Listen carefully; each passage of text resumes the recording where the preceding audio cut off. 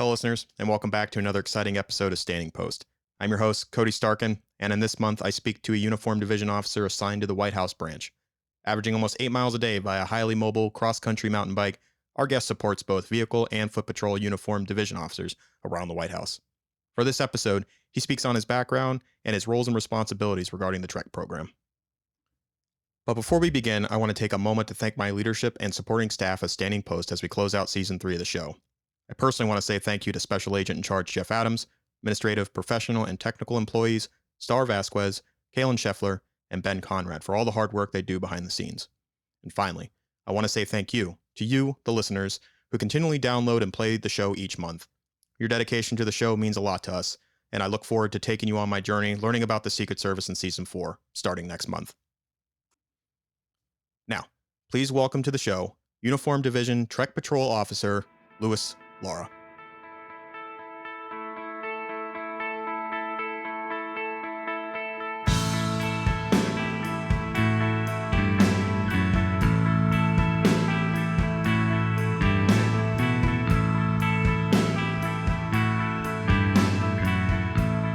Officer Lara, welcome to the show. I appreciate you taking the time out of your busy schedule to speak with me and the listeners about what you do in the TREK program. But before we begin, as always, do you mind introducing yourself to the listeners? Of course. So my name is Officer Lara with the United States Secret Service White House branch. I'm part of the patrol unit, and I've been with the unit for about 5 years. Awesome. And thank you again for taking your time. But I want to get to know a little bit about you, who you are, and where you came from. So I guess where did you grow up? I grew up in a small town outside of Baltimore City called Catonsville, a very small town, about 20 minutes out. Yeah, I remembered it. I know of it actually because I've ran a couple of the trails back there for trail running. Beautiful location, a lot of state park. Did you ever take advantage of that growing up? I did, yes. I know that Catonsville is very prominent with the trolley trail that runs through part of the town. I used to run that in high school and part of my college years. Okay. And so what did you do prior to joining the Secret Service? So I was a recent college graduate. I graduated from a small college in Williamsport, Pennsylvania called Lycoming. From there, I took a job out in Lehigh Valley for what's called a TSS, which is Therapeutic Staff Support. So I worked directly with children that had learning disabilities such as autism, and I would work on their learning plans and go with them to their schools or meet them at their houses and make sure that they're learning and developing according to a strict study and prescription. Wow, it sounds like a very noble profession to pursue. I enjoyed it very much. I always loved working with children. I was very privileged to work with children when I was in college. I started out with pre-med and really try to stay with the pediatric side of the field. And so what made you decide to ultimately choose to join the Secret Service? So growing up, I was always part of what's called USPSA, which is the United States Practical Shooting Association. In that field, I was always exposed to other law enforcement agencies, federal agencies, and I actually have many close friends that I grew up with that are part of different agencies. And when I was looking more into jobs and graduating college, I started looking into law enforcement. And I actually had a close friend recommend me to the Secret Service, and I applied for their uniform division, and the rest is history. So I've been here since postgraduate. So in your own words, describe, I guess maybe the reason why, why the uniform division for Secret Service? I've always been in the field of helping people out, again, falling back to my medical days. And police is always one of the first people on a scene. And I enjoyed interacting with the community and individuals outside. I feel community presence with the police is very much needed, especially this day and age. When you're out, not on patrol necessarily, but in your day-to-day jobs, do you speak to families? Do you speak to the children? Do you kind of educate them about what you do and what you do for the Secret Service? Yes. I mean, the White House is a very tourist-heavy area, so many families, many tourists come around. They'll ask what we do, if they can take a picture with us. I enjoy talking to children and telling them what the history of the area, what we do, and enjoying just talking to families, giving more awareness that police is just not about enforcing the law, but interacting with the public and giving them a good image and letting them know that we're here to help. And I know that it takes some time to get on the TREK program. What did you do prior to that before we start actually talking about the program itself? I was part of what is considered now our open carry. Before was considered our open carry sector (OCS). It is now referred to as SRU, the Specialized Rifle Unit.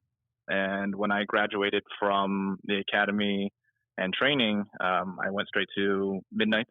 Worked my time on post. I had a heavy interest in the rifle sector and reached out to a couple of officials to see if I could join the unit.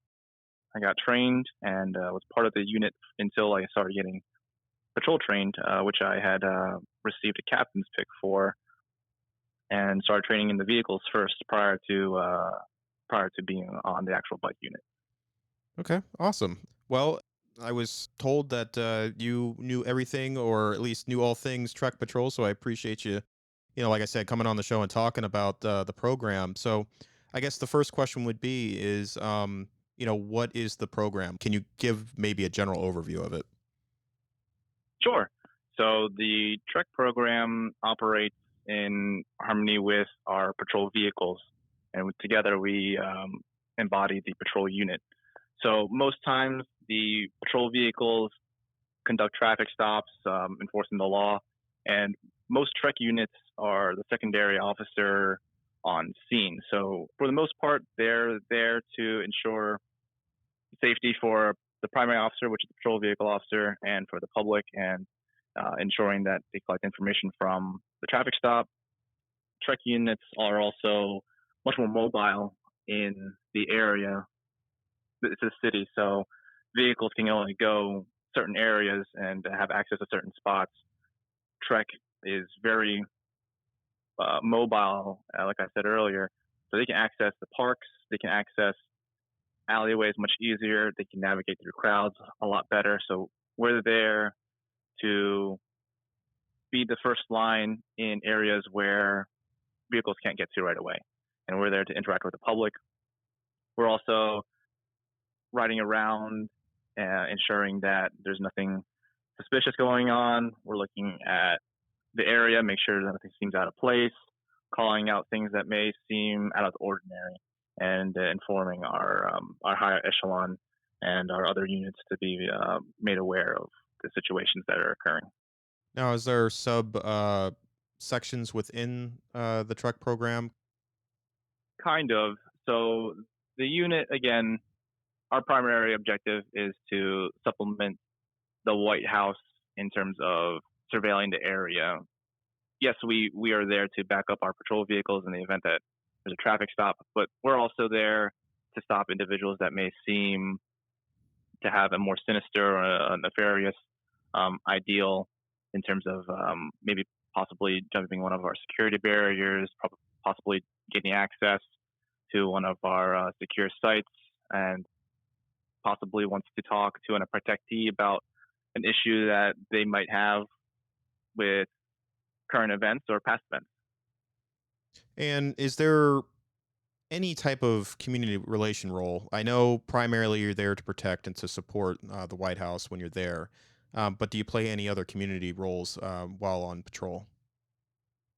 So I've also been trained as a CIO, which is a crisis intervention officer. So I'll talk to anybody in that we run into that may be going through a mental crisis or possibly has a social impairment, and talk to them, hopefully get them to understand that we're here to help. I know a lot of times that police interaction is not warranted or wanted by an individual, and sometimes it makes them more on edge. So I'm there to help them realize that we're here to help, and we want to get them the help that they need, and try to figure a way out of their situation if we can. I'm also trained as an EMT, so I'm also available to respond to situations that need medical assistance. As an EMT, I'm only trained in BLS, basic life support, so I have very limited resources being on a bike or coming in with a car, so I can't really transport anybody or anything like that. That's what we call EMS for, to hopefully transport them.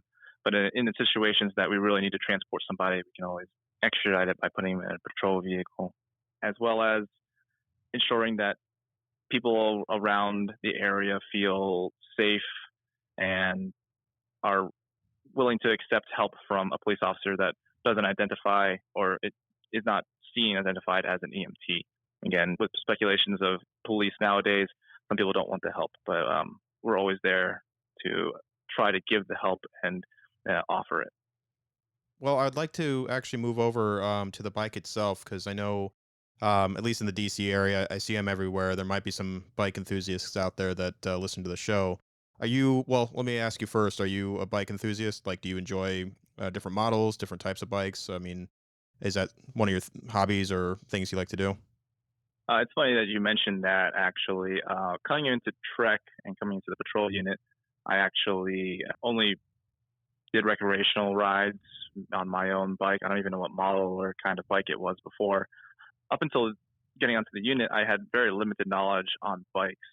Job actually sent me out to Madison, Wisconsin, over to what they call Trek University to go through their Trek mechanic course.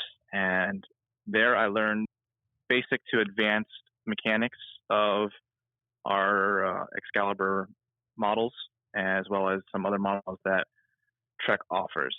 And from there, I mean, I was just pretty much always taking care of the bikes. I'm always looking at trying to maintain them, making sure that they're in good running condition, that their parts are up to date.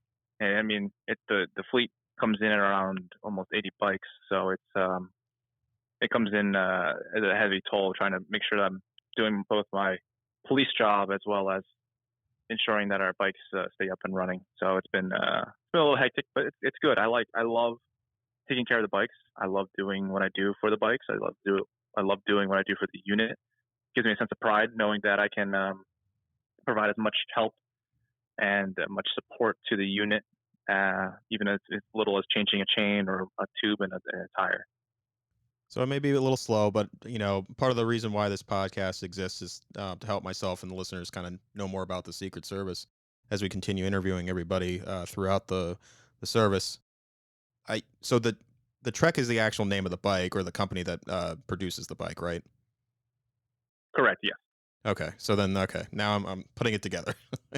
um, so is there any interesting facts or anything about the bike in particular that may surprise anybody? Obviously, you don't have to go into it if it's not something that can be discussed. But is there something a particular quality or a particular piece of equipment on it that would be unique to your job or profession?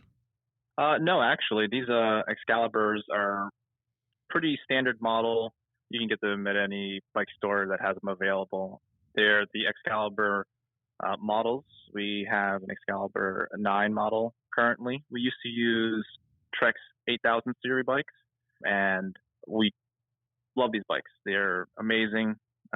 Everybody enjoys the fact that they're hydraulic brakes, which is somewhat of a not new technology, but much more convenient type of system. Before we used to use cable brakes, and I know everybody used to worry about, oh, my brakes aren't braking. We had to change the tension on the cable, so that was always a worry. But with these hydraulic brakes, they're pretty much self-correcting, so they just work just like a car. Up until the resin on the brake pads go away, those things will break. So if I'm out there around the White House and I see you and I see the rest of the patrol group on their bikes, so what is a basic loadout that you are riding with during your patrols? So the bikes, again, they're Excalibur 9s. They're equipped with currently just a bike bag that says police on them and mountain bike tires. They're standard looking. The only thing different about these bikes is that A few of the bikes may have hand lights for red and blues for like the nighttime. Maybe a mounted floodlight on the bike, but it's up to whoever is using the bike how they want to equip their bike. They can have lights. They can have extra cup holders. I know guys like coffee, and coffee is a very important item for police, and their bike bag. And inside the bike bag could be varying things coming from paperwork, maybe winter jacket or a rain jacket. It can just vary. It's just extra storage for whatever the officer feels that they need for their shift. And I'm guessing you have to carry a little bit more equipment for being EMS trained. Yes. So for most EMTs, at least I can speak for myself, I carry an IFAC for myself as well as a accessory bag for more commonly used items, i.e., Bandaids, alcohol prep pads, possibly gauze rolls and gauze pads. Nothing that would require me to go further than that. I would probably ask for a patrol vehicle, which is equipped with one of our actual fat kits, which has almost everything that we need. And some of our vehicles actually come equipped with an EMT bag. I have my own personal EMT bag, but the EMT bag is a little big. If we're coming into situations where I need an EMT bag, I'll voice it prior to coming onto the scene.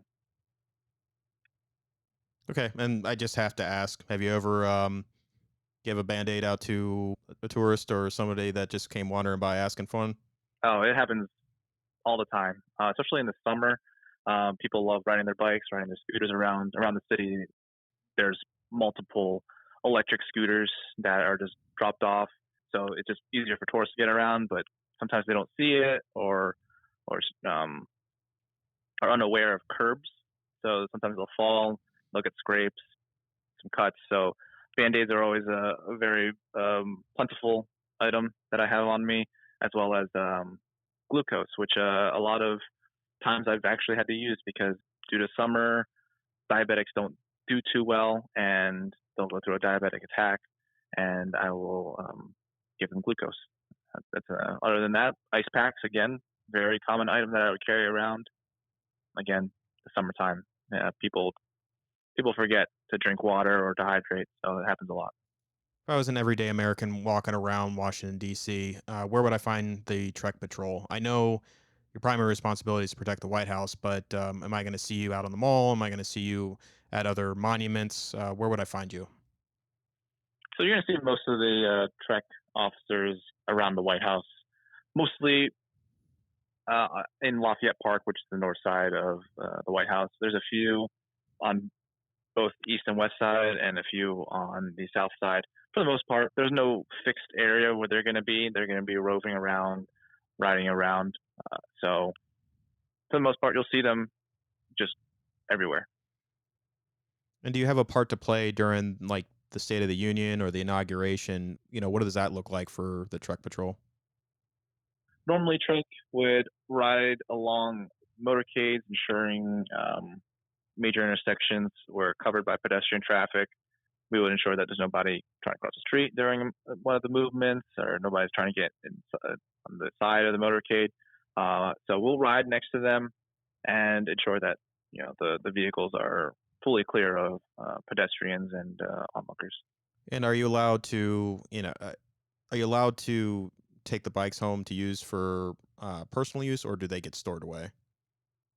Oh no, I wish we could bring them home. No, they get stored away here at the White House branch, and they're there until your next shift. And we'll have designated areas for them so that they don't get left out in the rain or anything like that. They're inside.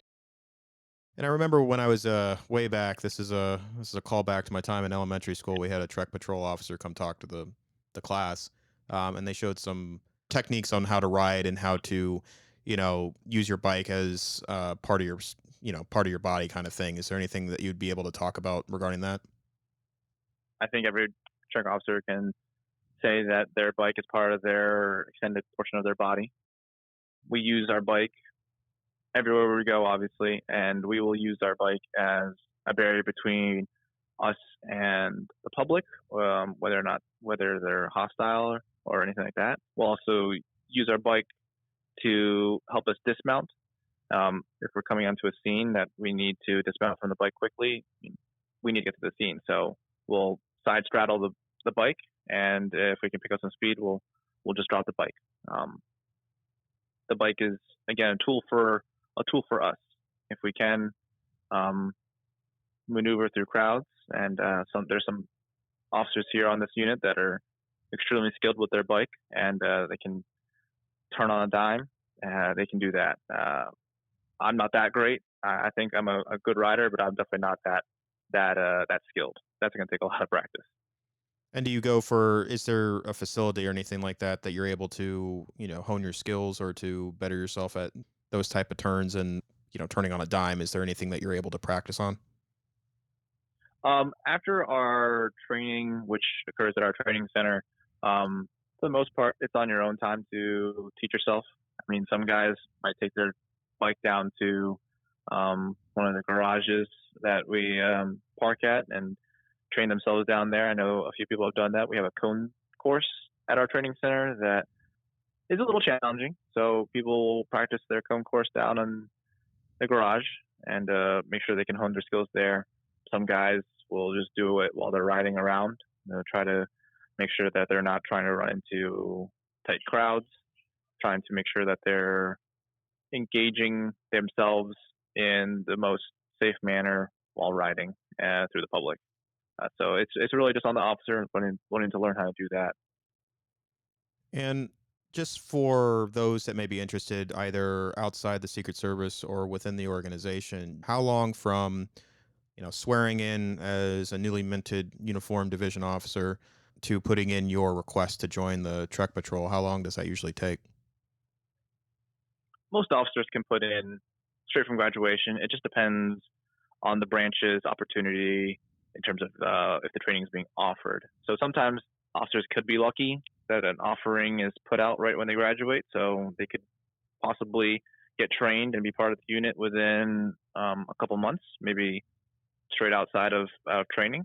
But sometimes it could take maybe a year, maybe half a year, depending on what the needs of the Secret Service are in terms of the unit. Sometimes the unit loses a lot of officers to promotions, transferring, new jobs. So if the branch decides that they want more officers, they'll put the training announcement out, and officers can put in their resume and memo to see if they can get a slot. And if once they get the slot, they can pass the training course. Then they're part of the TREK unit, which after they're done the training course, they'll come back to the branch and go through some on-job training to ensure that they know their locations, their radio traffic, places of interest, and are places to respond during movements. So they'll learn that. And after those days of OJT, the officer is a full-fledged patrol unit officer. And whether or not they get put as what we call an alternate, which means they would fill in on the unit in the event that an officer who's assigned to the unit is calling out sick, has vacation, or days off, they'll fill in as an alternate. And then if they want to further themselves into the unit, they can try to go into the unit as a permanent officer, is what we call them. And what happens with the branch is they'll put in what we call bid picks or selections, and our watch commanders, which are captains, will select the officer for that unit for that shift. So we have our three shifts, A, B, and C, so midnights, day work, and evenings. And every section has a watch commander or two, and they'll make the selection of the officer to be part of that patrol unit for that shift. So for the most part, I think some officers really look forward to that day where they can be part of the unit and call themselves a permanent officer. And some officers would like to get the training, but don't want to be a permanent officer. They like to maybe divulge in the patrol unit. Maybe they want to divulge it more into post work or access control, possibly with our dispatch, which is another training that is offered, or maybe a West Wing or our mansion. So, but whatever the officer really wants to do, with the job, whether they want to be part of the patrol unit or well versed on the branch is the best way I can put it. Can an officer have their career on Trek Patrol, or is it more of a broadening experience for a little bit and then you kind of should move on to another program? For the most part, truck officers normally don't stay on the unit long just because the unit has younger officers right now. Most people use the unit as getting experience, and they'll use that experience to either transfer to a different branch or promote or go to a different job. But the fact that the patrol unit and Trek in particular gives you experience interacting with the public, going through arrest procedures, learning how to provide protection is a big advantage of the patrol unit. And for yourself personally, after Trek Patrol, where do you see yourself in the next couple years? Hopefully, I can either go to another branch or promote. Um, Ultimately, I'm hoping to transfer over to our agent division, our agent side of the Secret Service. But that's hopefully in the works in the near future. But again, I can't say anything bad about the patrol unit. I love my job. I love doing what I do here, and helping and being there for the needs of the Secret Service. Yeah, definitely. I mean, good luck to you on your process, and hopefully you get picked up. I appreciate it. Officer Lara, is there anything that we haven't covered regarding your roles and responsibilities as a Trek officer that you'd like to talk about? I would say this: always be prepared. Never treat the day before as the same as today. Ensuring that you're keeping your head on a swivel, being on your toes, because you never know what's going to happen. Uh, some days it's going to be the same thing, maybe every day for a week or two, and maybe the next day it's going to be something completely different. You're going to have to respond to something that you didn't think you'd have to respond to, or come to a conclusion that may be unpopular. So you have to be confident in yourself, know your job, and know your capabilities. I know. I think the most unprepared I was when I responded for an officer who had jumped over one of our security barriers and to chase an individual who had bypassed one of our security barriers, and he had cut his leg. And unfortunately, the officer cut his leg pretty bad. So when I had gone down there, I wasn't expecting something that severe, and unfortunately, he had made a severe laceration into his leg. And I just have to remember that my training and my time through EMT class and my experience in the medical field, trying to ensure that I kept myself in check and ensure that this officer who needed my help got the help that he needed. As a Trek officer, I think it's a very high prestige here, both at the White House unit and our other branches, foreign missions and the VPR. They're great people on this unit. They're people that you can get along with. I mean, you have a little more freedom being on a bike. You can go almost anywhere you want to go, and be interacting with the public, which is, I think, the best ways to pass the time here on shift, especially when you're running through an 8-hour, 12-hour day. But I think one of the most important things that the unit and the Secret Service offers that I wish came a little more often would be our crisis intervention program. And again, with today's day and age, I'd hope that officers learn on de-escalation, learning how to talk to the public, learning how to use their word, and doing it in a way where they're treating everybody like a human. And do you have anything for the listeners that maybe outside the service, thing that you'd like to impart to them? I would say that the Secret Service is a good agency. They are definitely something that a lot of officers coming out of college can look forward to as either a stepping stone or a career path. But to make sure that they're keeping their goals and their their eyes set on a prize. And if the Secret Service is your stepping stone or your career path, that it's a good choice. Well, Officer Lewis, Lara, thank you very much for being on the show and talking to the listeners and myself about who you are, what you do for the Secret Service, and greatly appreciate it. Thank you very much. It's been a great honor.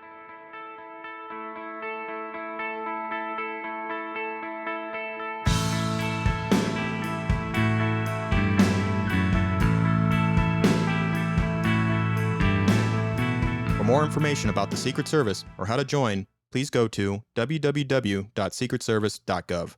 And if you haven't taken the time to do so, please rate us and leave us a comment on your podcast player of choice. It goes a long way to support the podcast. And until next time, listeners, stay vigilant.